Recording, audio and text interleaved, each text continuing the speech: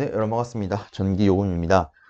자, 이번에는 23년 1회 전기이사 필기 시험에 있어서 저한테 출제가 되었던 문제를 안내 드리도록 하겠습니다.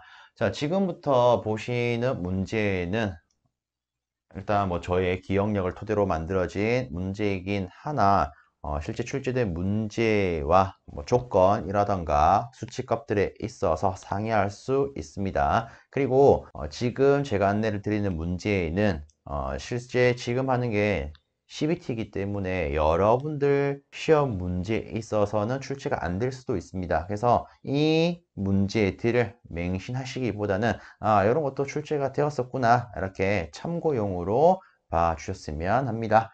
자, 그러면 어떤 문제가 있었는지 한번 보도록 하겠습니다. 자, 첫 번째 문제입니다. 다음 중 인덕턴스의 단위가 아닌 것은? 하고 물었습니다. 일단은 저는 이렇게 보겠습니다. 인덕턴스에 대한 단위, 뭐 어떤 게 아닌지 우리가 파악을 하려면 인덕턴스와 관련된 수식을 떠올리면서 단위로 만들어 봐야 될 겁니다. 자, 그래서 첫 번째는 요거 한번 떠올려 보겠습니다. Li는 n파이라고 하는 관계.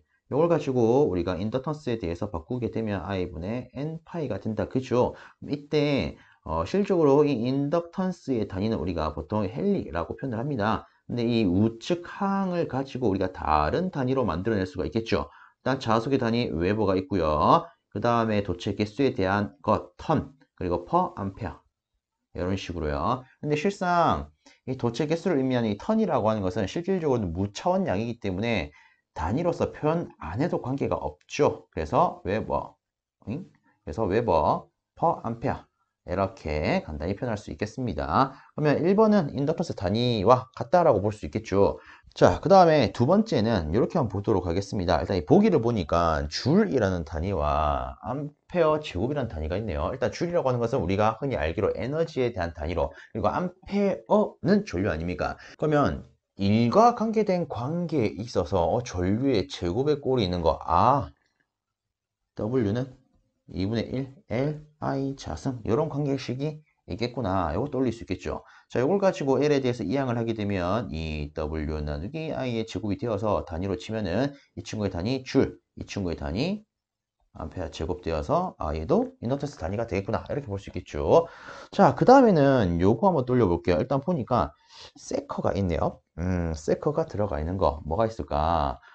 일단은 우리가 인덕턴스가 있다. 그럼 실질적으로 전자유도 법칙도 한번 떠올릴 수 있겠죠. 그러면 전자유도 법칙 이는 마이너스 L의 dt분의 di 요거 한번 떠올려보면 어떨까요?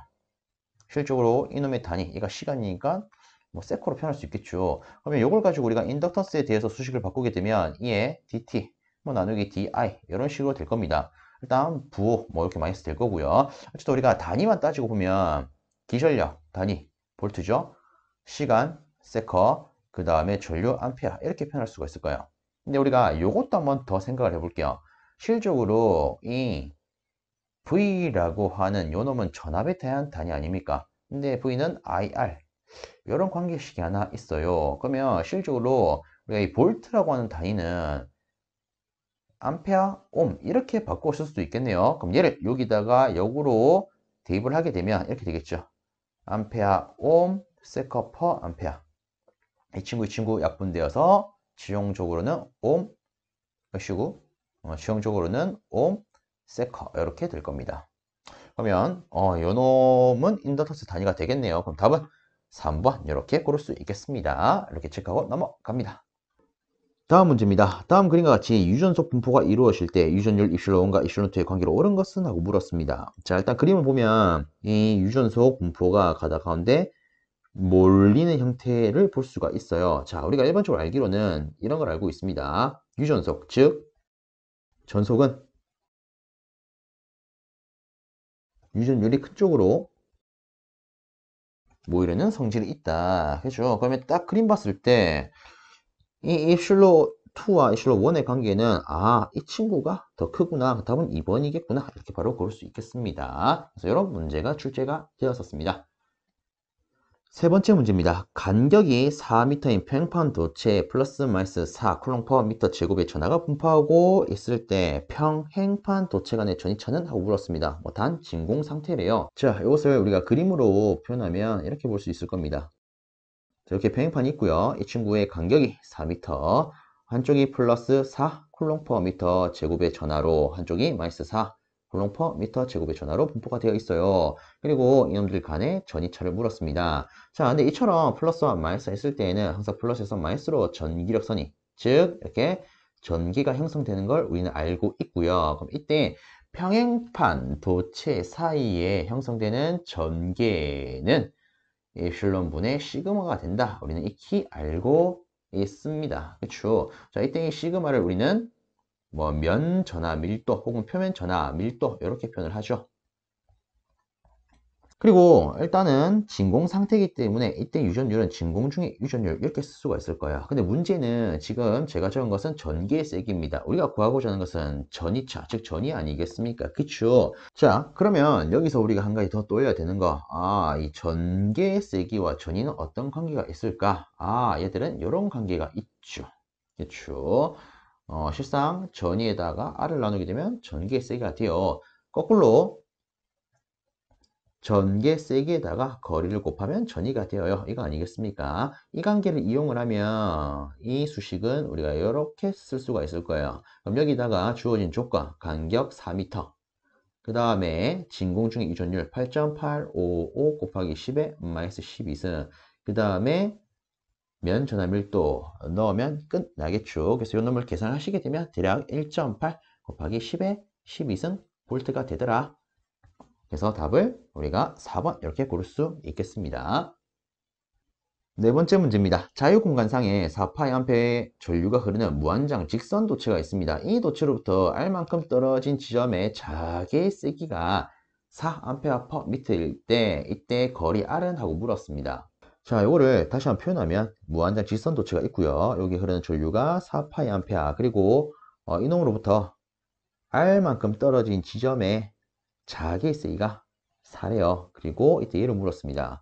우리가 이놈을 계산하려면 이 무한장 직선 도체가 형성하는 자기의 세기에 대한 관계식을 떠올려야 될 겁니다. 자, 이처럼 어떤 거리가 주어졌을 때는 우리가 이 파이 r분의 ni 이런 관계식을 가지고 볼 수가 있습니다.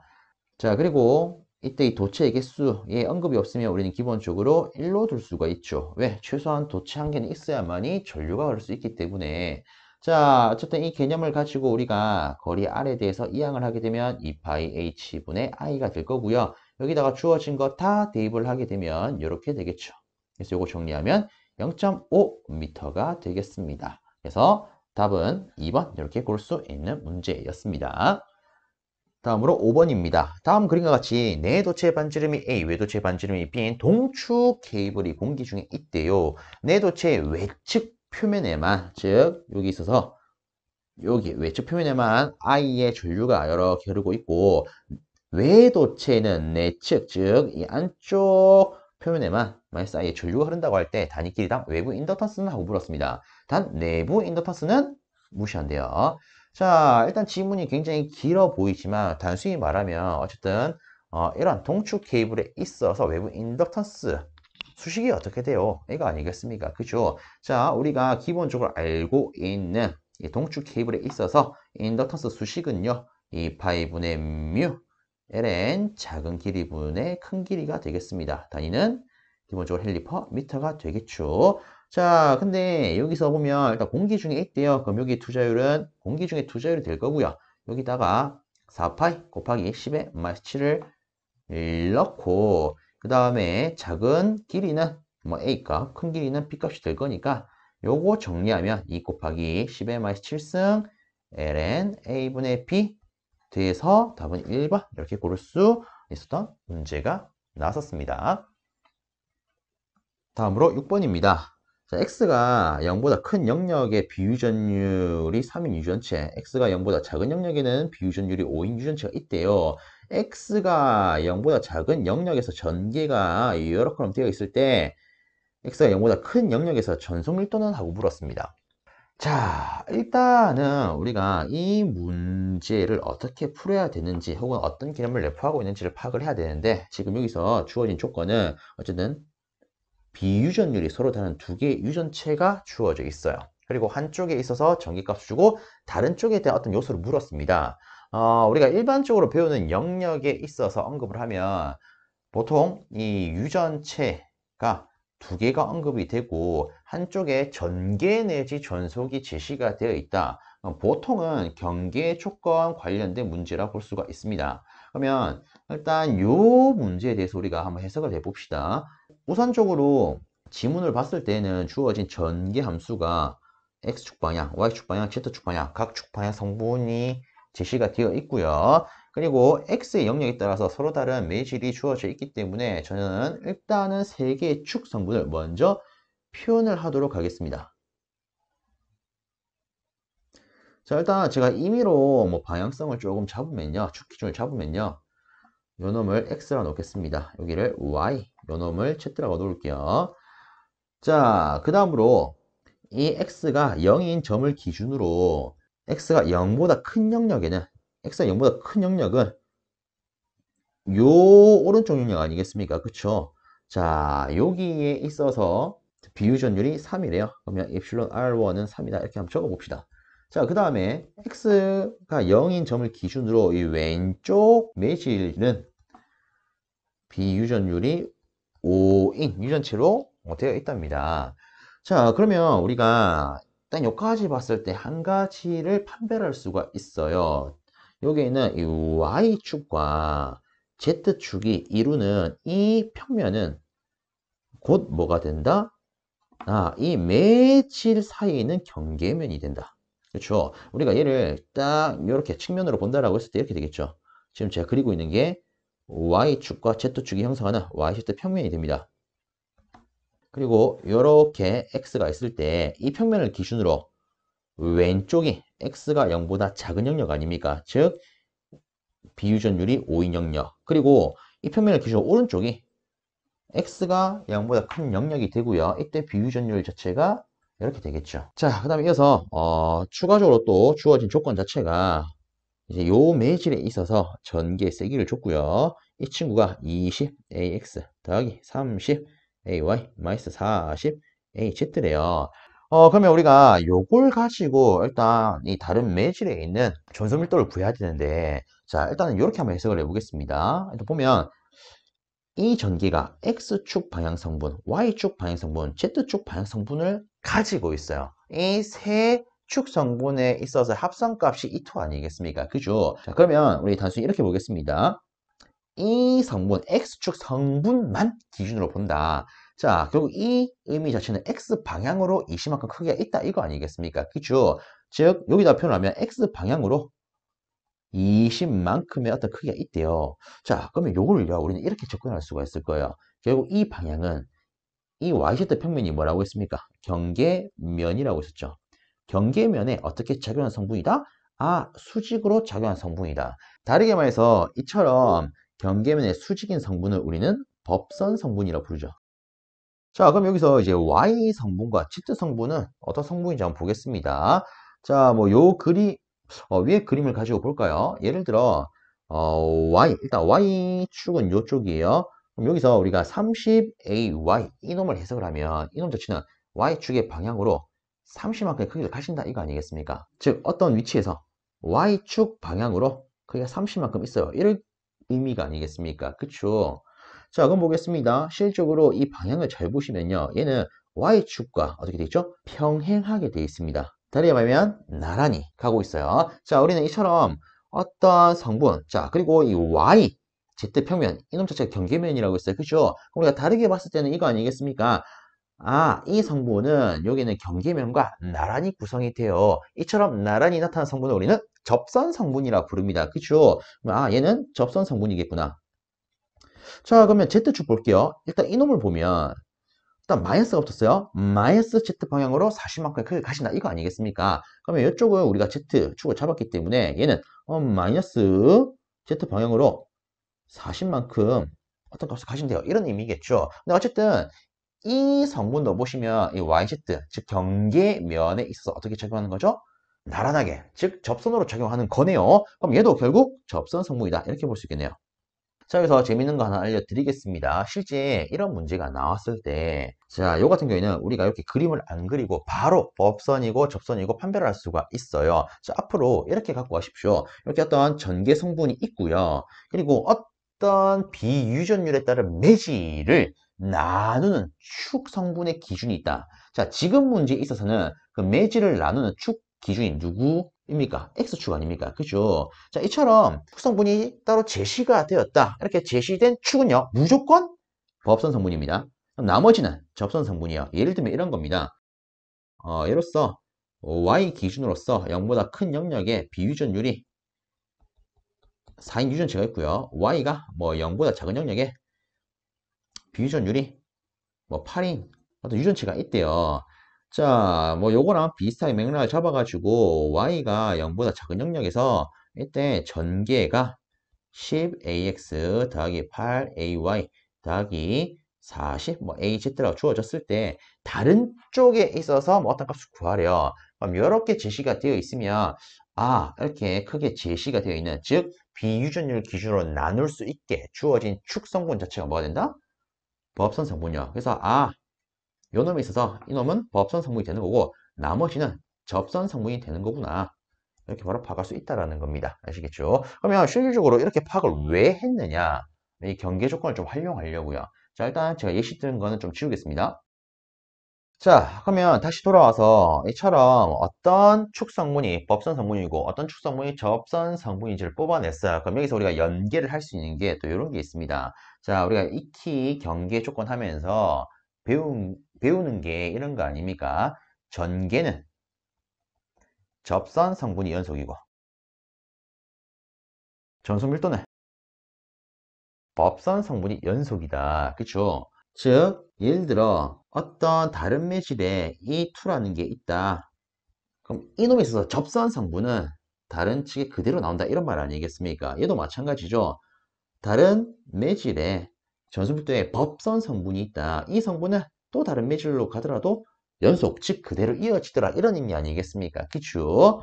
자, 그래서 요거를 활용하면요. 이 문제는 비교적 쉽게 들고 갈 수 있습니다. 자, 볼게요. 우리가 구하고자 하는 목적은 뭡니까? 전속 밀도예요. 이 공간이 있어서 뭐 D1이라고 놓겠습니다. 전속 밀도를 구해야 돼요. 그럼 자, 볼게요. 어쨌든 얘들을 연계를 시켜야 되는데, 자, 보세요. 일단 먼저 이것도 봅니다. 접선 성분부터. 자, 접선 성분은 실질적으로 어떤 형태이어야만이 연속이 됩니까? 전개 형태이어야만이 연속이 됩니다. 즉, 이 뒤에 있는 이놈은요, 전개 형태로서 그대로 다른 쪽에 똑같이 나타난다 라고 볼 수 있다라는 의미가 되겠습니다. 자, 보세요. 이쪽 매질에서 나타나는 전개를 우리가 이 원이라고 하면 이 접선 성분은 어떻다고요? 연속이라고요. 그래서 그대로 넘어가요. 아시겠습니까? 근데 우리가 구하고자 하는 게 전속밀도 아닙니까? 그럼 전속밀도는요, 입실론 곱하기 2 하면 되죠. 그러면 1번 매질에 대한 거니까 이렇게 놓겠습니다. 그럼 다 있으면 이렇게 쓸 수 있겠죠. 1번 매질에 대한 비유전율 곱하기 진공 중의 유전율 그리고 이 원요. 맞습니까? 그러면 우리가 얘를 D1, 즉 전속밀도 개념으로 바꾸려면 여기다가 이것만 곱해주면 되겠네요. 그쵸? 근데 이 매질에 있어서 비유전율은 3이기 때문에 바로 연산을 하면 90 엡실론제로 AY 마이너스 120 엡실론제로 AZ 이렇게 표현할 수 있을 겁니다. 근데 우리가 지금 뽑아낸 것은 단지 Y 성분과 Z 성분이요. X 성분이 남았다. 그죠? 자, 한번 보겠습니다. X에 대한 성분은 법선 성분이라고 있어요. 그럼 법선 성분은 어떤 상태로 연속일 수밖에 없습니까? 전속 밀도의 상태로 연속일 수밖에 없습니다. 그럼 얘는 어떻게 해야 되냐? 애초부터 전속 밀도로 바꿔주는 거예요. 그럼 이런 식으로 쓸 수 있겠죠. 좀 더 정확하게 있으면 이 친구에 있어서 비유전율 그리고 진공중의 유전율 전개. 자, 근데 우리가 지금 따지는 것은 X축 성분에 대한 거기 때문에 자, 요 영역에 있어서 비유전율 5 넣어주고요. 그리고 X축만 넣어줍니다. 그럼 얘는 100 엡실론 제로 AX가 되겠죠. 그럼 자, 보세요. 전속밀도는 법선 성분 연속이라고 했습니다. 근데 이것 자체가 법선 성분 아닙니까? 얘가 어떻게 된다고요? 다른 매실로 그대로 이어진다고요. 그래서 이쪽 매질, 즉 x가 0보다 큰 영역에 대해서도 이 값이 다 그대로 유지가 된다. 그럼 자 보세요. 얘는 이제 x축에 대한 성분이고 얘는 y, 얘는 z축에 대한 성분 아닙니까? 얘들을 전체 다 하면 이 공간에서의 전체 전속 밀도가 되겠죠. 그래서 다 있으면 이렇게 됩니다. D는 100 입실론 제로 AX 더하기 90 입실론 제로 AY 마이너스 120 입실론 제로 AZ요. 우리가 10 입실론 제로로 묶어내면 10AX 더하기 9AY 마이너스 12AZ 이렇게 되겠죠. 그래서 답은 1번 되겠습니다. 그래서 이 문제 같은 경우에는 꽤나 복잡해 보일 수 있는 문제인데 실질적으로 우리가 주어진 이 함수에 있어서 어떤 게 법선이고 어떤 게 접선 성분인지만 파악할 수 있다면 기본적으로 우리가 알고 있는 이 관계를 가지고 요구하는 답을 도출할 수 있는 문제가 되겠습니다. 자, 그래서 다시 한번 풀어보시면서 요 문제에 대한 감을 잡아 놓으시면 도움이 되지 않을까 싶습니다. 넘어가겠습니다. 다음으로 7번입니다. 진공 중에 반지름이 2mm의 무한 길이의 원통 도체 두 개가 2m 간격으로 평행하게 배치되어 있답니다. 자, 이 두 도체 사이의 1km당 정전 용량은? 하고 물었어요. 자, 우리가 얘를 그림으로 다시 한번 표현을 하게 되면 이렇게 표현할 수 있을 겁니다. 자, 이렇게 놓고 보니까 우리 이렇게 볼 수 있겠죠. 원통 도체는 곧 선 도체가 되는 거고요. 그리고 평행하게 배치되어 있으니까 단순히 평행 도체에 있어서 정전 용량을 묻는 문제겠구나. 그쵸? 그러면 이때 나머지 조건을 조금 표현을 하면 반지름이 2mm, 얘도 2mm요. 그리고 두 놈의 간격이 2m요. 이렇게 되어 있습니다. 그러면 이에 대한 공식을 떠올려 봅시다. 자, 평행 도체에 있어서 우리가 떠올릴 수 있는 정전 용량식은 요거 아닙니까? 파이 엡실론 ln 작은 길이분의 큰 길이요. 그렇죠? 물론 뭐 a분의 d 이렇게 기억하시는 분도 계실 겁니다. 자, 일단은 여기서 보니까 진공 중이라고 되어 있어요. 그럼 이때 유전율이 진공 중의 유전율이 될 거고요. 그리고 여기다 그대로 넣으면 8.855 곱하기 10에 마이너스 12승. 그리고 ln, 자, 작은 길이는 반지름 아니겠습니까? 미 곱하기 10에 마이너스 3승 해줘야겠죠? 왜? 기본적으로 미터 기준의 공식이기 때문에. 자, 그 다음에 위에 큰 값은 간격이겠죠? 2 넣어줍니다. 그래서 요거를 여러분들이 가지고 계신 계산기에 넣게 되면은 대략적으로 4 곱하기 10에 마이너스 12승 그리고 페라 퍼 미터 요런 답이 나올 거예요. 그쵸? 자, 근데 지문을 보니까 마이크로페럿으로 물었네요. 그럼 얘를 마이크로페럿으로 환산해 줍시다. 마이크로는 10의 마이너스 6승이니까 여기서 10의 마이너스 6승을 뽑아내면 이렇게 표현할 수 있겠죠. 와, 그러면 답은 1번이겠네. 그쵸? 이렇게 하는 순간 조집니다. 땡이에요. 왜 땡이냐? 잘 보셔야 되는 게 실질적으로 우리가 알고 있는 이 수식은요. 그 기본 단위가 페러 퍼 미터입니다. 그리고 마이크로 페럿이라 되어 있기 때문에 마이크로까지 환산을 했어요. 그쵸? 근데 저 보세요. 지문에서는 마이크로 페러 퍼 킬로미터를 물었습니다. 근데 지금 제가 정리한 단위는 마이크로 페라 퍼 미터예요. 아시겠죠? 그래서 이렇게 끝까지 잘 오셔놓고 단위 때문에 이렇게 충분히 틀릴 수 있습니다. 그래서 단위는 항상 여러분들이 시험 치실 때 진짜 두세 번 제대로 확인을 하셔야 됩니다. 아시겠죠? 요거 답이겠구나. 시원하게 찍었다가 기분 좋게 또 다음 시험 봐야 되는 그런 경우도 발생할 수 있으니까 단위는 꼭 체크해 주십시오. 아시겠죠? 자, 그러면 여기에 있는 이 친구에 대한 단위를 바꾸어 보도록 할게요. 일단 이렇게 보겠습니다. 4 곱하기 10의 마이너스 6승에 다음 마이크로 페라 퍼 미터 해놓고요. 우리한테 필요한 것은 일단 킬로미터예요. 그죠? 얘가 킬로가 되려면 10의 3승이 필요하다. 그죠? 그러면 우리가 이 분자에도 똑같이 10의 3승을 해줘야겠죠. 그래야만이 서로 약분돼서 원래 형태와 똑같이 치부할 수 있는 거 아니겠습니까? 그죠? 항상 없던 게 그냥 막연히 나올 수는 없기 때문에 어떤 단위 환산을 위해서 이렇게 새롭게 추가되는 값이 있을 때는 항상 분모, 분자 똑같이 밸런스를 맞춰줘야 된다는 거 꼭 챙겨주시길 바랍니다. 그럼 다시 원래대로 이렇게 표기를 하면 이때 이 단위부터 쓰면은 얘는 이제 마이크로 페라 퍼 킬로미터가 될 거고요. 나머지 연산하게 되면 4 곱하기 10에 마이너스 3승 이렇게 되겠죠. 그래서 정확하게는 답이 3번 되겠습니다. 그래서 이 문제가 어쨌든 제가 시험 실제 출제가 되었는데 여러분들이 시험 치실 때도 충분히 출제될 수 있겠죠. 그래서 다시 한번 강조드립니다. 단위 진짜 두어 번 제대로 확인을 하십시오. 자, 이렇게 하고 넘어갑니다. 8번입니다. 다음 중 상자성체 자와율 관계를 고르면 하고 물었습니다. 요 같은 경우는 거저 먹는 거죠. 답 3번이죠. 체크 잘 해주십시오. 보통 요 문제 같은 경우에는 순간적으로 이 비투자율 관계를 떠올리셔가지고 틀리는 분이 좀 있지 않을까 싶습니다. 그래서 요것만 한번 체크하겠습니다. 비투자율, 그 다음에 자화율. 자, 강자성체, 상자성체, 반자성체가 있습니다. 비투자율 관점에서 쓰면은 이런 식으로 강자성체는 1보다 겁나리 커요. 상자성체는 코딱지만큼 커요. 반자성체는 반대예요. 그렇죠? 자화율 같은 경우에는 1 대신에 0으로만 바꿔주시면 됩니다. 이런 식으로 체크해 주시길 바랍니다. 자, 그 다음에 한 가지만 더 체크하면 실제 우리가 자화의 쓰기 공식을 쓰면은 뮤 제로, 뮤 s 마이너스 1의 작의 세기 뭐 이런 식으로 쓸 수가 있습니다. 이때 이 앞에 있는 뮤 제로 곱하기 뮤 s 마이너스 1을 우리가 뭐라 하죠? 얘를 자화율이라고 하죠. 그래서 실질적으로 비투자율에 1이 빠지는 개념이기 때문에 비투자율이 1을 기준으로 한다면 자율은 0을 기준으로 한다라는 거 체크해 주십시오. 넘어갑니다. 자, 9번째 문제입니다. 자, 속도 V의 전자가 평등 자개 내 수직으로 들어갈 때 이 전자에 대한 설명 옳은 것은 하고 물었습니다. 실제 중요한 문구는 요거죠. 실질적으로 우리가 혹은 여러분들이 배우는 범주 내에서 속도 V로 운동하는 전자가 언급이 되어 있으면 그 문제는요, 대체적으로 다 로렌츠의 힘에 대한 문제가 됩니다. 그래서 얘도 보면 속도 V의 전자가 평등 자개내로 수직으로 들어간대요. 어쨌든 속도 V의 전자, 이런 속도를 가지고 운동하는 전자 제시된 거 아니겠습니까? 그쵸?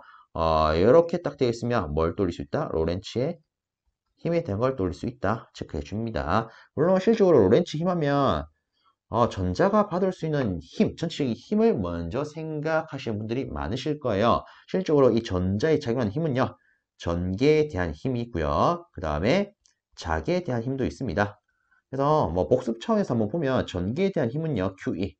자기에 대한 힘은 실적으로 뭐 제가 뭐 지금은 풀이 문제가 이런 게 있었고 여기 답이 이렇게 나와요. 이렇게 풀이하는 기준의 영상을 찍고 있는 거기 때문에 크게 유도는 안 하겠지만 플레밍의 왼손 법칙으로 시작을 해가지고 이놈에 대한 수식을 만들게 되면 실제 얘는 V 크로스 B Q로 표현할 수가 있습니다. 근데 저는 보통 얘를 순서를 바꾸어서 이렇게 기억을 합니다. 바, V, Q, Q이요. 자, 여러분들 바비큐 구이 다 좋아한다, 그죠? 바, 비, 큐, 구이. 물론 이제 큐이 이렇게 되겠지만 우리는 구이라고 합시다, 알겠죠? 그래서 바비큐 구이 이렇게 하면 잘 안 까먹으실 거예요. 그래서 이런 수식이 있죠. 자, 그 다음으로 실적으로 이 로렌츠 힘에 대한 내용 우리 기준 하에서는 딱 이렇게만 보면 됩니다. 속도 V의 전자가 운동을 한다 혹은 어떤 자개내로 들어간다. 물론 좀 더 정확하게 여기 있는 것처럼 수직으로 들어간다. 그럼 얘는 뭘 합니까? 원동을 합니다. 이런 내용 있더라 하나 더 챙길 수 있죠. 그래서 여러분들이 배운 로렌츠 힘 딱 떠올리면 일단 1번은 답이 안 되는 걸 확인할 수 있습니다. 왜? 원운동을 한다 라는 걸 우리는 배우기 때문에. 자, 그리고 실제 이런 것도 있죠. 자, 예를 들어 이런 방향으로 작용하는 자속 밀도가 있습니다. 여기서 전자가 Q 쿨롱을 갖는 전자가 V의 속도로 들어온대요. 그러면 이때 플레밍의 왼손 법칙 일부에서 이 친구가 이런 식으로 빙글빙글 돌게 됩니다. 이걸 가지고 우리가 원운동한다라고 하죠. 그럼 이때 우리가 이 원운동을 하는 조건은 이렇게 설정을 할 수 있습니다. 실질적으로 원운동을 할 때 혹은 곡선 운동을 할 때 밖으로 튕겨져 나가려고 하는 힘을 우리가 원심력이라 부르고요. 얘를 물리학적으로는 R분의 mv 제곱이라 표현합니다. m은 질량, v는 속도, 그리고 R은 이 원운동할 때 혹은 곡선 운동을 할 때 반경력. 자, 그 다음으로 안쪽으로 당기는 힘을 우리는 구심력이라고 해요. 실제 원운동을 할 때 그 조건은 이 원심력과 구심력이 같을 때입니다. 그래서 한번 적어보면 원심력 이꼴 구심력이 되고요. 이때 원심력은 R분의 mv 제곱이 되고 구심력은 실적으로 플레미 왼손 법칙에 의한 이 자기에 대한 이놈이 되기 때문에 뭐 바, 비, q 이렇게 쓸 수가 있습니다. 물론 우리는 벡터에 대한 개념, 즉 외적에 대한 개념을 알고 있기 때문에 바비큐, 사인, 세타 이렇게 쓸 수가 있는데 근데 어쨌든 지시는 조건은 보통 이제 우리가 배우는 기준은 수직으로 들어올 때입니다. 즉 전자가 운동하는 이 속도를 갖고 있는 방향과 자소밀도의 방향은 수직이기 때문에 이 세타가 90도가 되죠. 사인 90은 1이기 때문에 n 신경 쓸 필요가 없습니다. 그래서 많은 분들이 로렌츠의 힘에 대한 수식을 배울 때 단순히 이런 관점으로만 딱 배웠을 거예요. 그렇죠? 그리고 이때 V 약분하게 되면 뭐 R분의 MV는 BQ 이런 관계식이 되고요. 여기서 뽑아낼 수 있는 거 원운동 반경은 어떻게 됩니까? BQ분의 MV가 돼요. 물론 여기서 뭐 추가적으로 가면 이 수식을 어떻게 이항하냐에 따라서 뭐 각속도도 구할 수가 있고요. 주파수도 구할 수가 있고 주기도 구할 수 있습니다. 그쵸?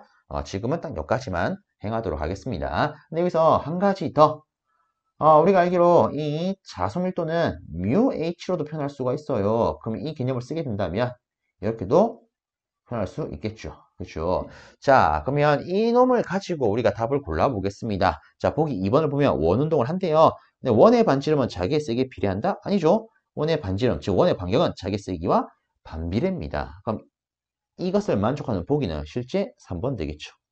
원운동하고 원의 반지름은 자기의 세기에 반비례한다. 그렇죠? 그래서 이런 식으로 로렌츠의 힘의 개념을 가지고 답을 고르는 문제가 이렇게 출제가 되었었습니다.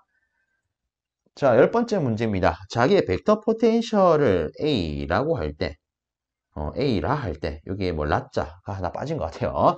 자, 어쨌든 뒤에 A와, 즉 벡터 포텐셜과 자기의 변화에 의해 생기는 전개 사이에 성립하는 관계식은? 하고 물었습니다. 실질적으로 이 문제는 전자계 챕터에서 배우는 맥스웰 전자방정식에 연계되는 내용이죠. 그래서 우리가 전자방정식부터 한번 적어보면 로테이션 두 개가 있고요. 그 다음에 다이버전스 두 개가 있습니다.